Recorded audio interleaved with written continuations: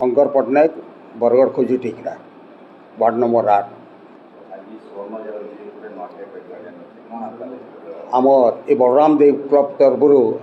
आम ए वर्ष 50 वर्ष इटा है सुवर्ण जयंती पालन कर जाऊँ आउ 50 वर्ष उपर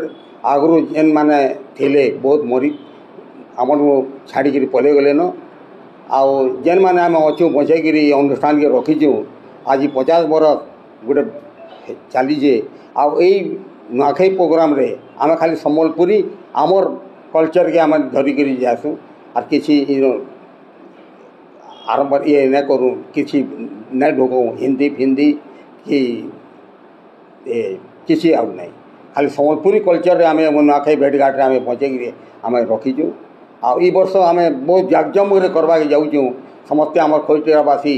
आम उत्साह करवा जाऊँ 50 वर्ष पालन आमर इटा आमर 8 तारीख नुआखाई पड़ुचे आम 6 रु आम आरंभ करमु 6 7 8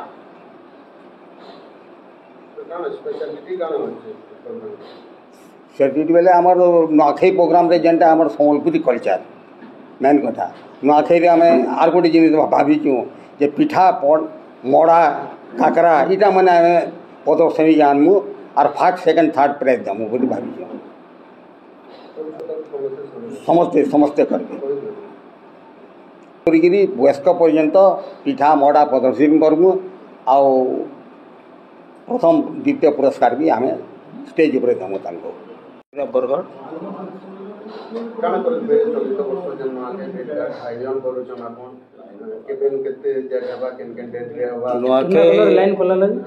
नुआखाई आमर 6 तारीख आरंभ हवा 8 तारीख रे समाप्त हवा आटा गोटे माने आपण खोजे बोले भी नहीं पाई पारन नुआखाई भेटघाट के लेकिरी गोटे गोल्डन जुबली इटा किसी पूजा पाठर कथा नाइन कैंसर देवा देवी तीन पूजा नाइन किनु केवल नुआखाई सारला परे सबे जुहार भेट हेसन और जुहार भेटिकी जेन गोटे मनोरंजन कार्यक्रम हेसी सेटा के लेकिरी 50 वर्ष पालन करवाटा इटा गोटे बड़े कथा है तो आमर 75 मसीहा यहाँ आरंभ होता आटा 50 वर्ष के आम पहुँचलु वर्ष आ बहुत जाकजमक करमु बोली आम भावीचु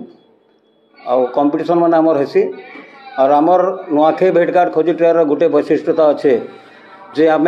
आमर सम्बलपुरी कल्चर फोक कल्चर जेनटा अच्छे 49 वर्ष तक आम ताके बजेक रखीचु नाटक भी जदि करमु सम्बलपुरी नाटक करमु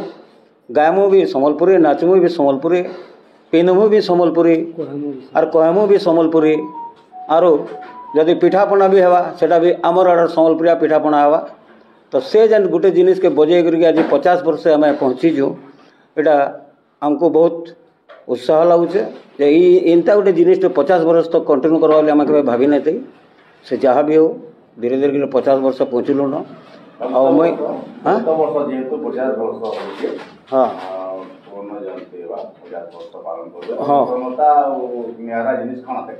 नियारा जिनिस बोले आम तो चेष्टा करूँ जे आमर झुंटी है रंगोली है हुलुली प्रतियोगिता है तापर पिठापना प्रतियोगिता है नृत्य प्रतियोगिता हवा तापर आमर सांस्कृतिक कार्यक्रम माने हवा कि से सबुटा सम्बलपुरी बासवा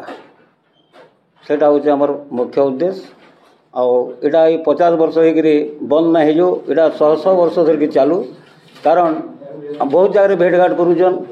अन्य दिन करसन आमर इटा किंतु मुलू चली आसे पान बरसु लोग आसुन नहीं आसुन जान भी हवा से नुआखाई दिन भी हवा नुआखाई दिन ही भेटघाट है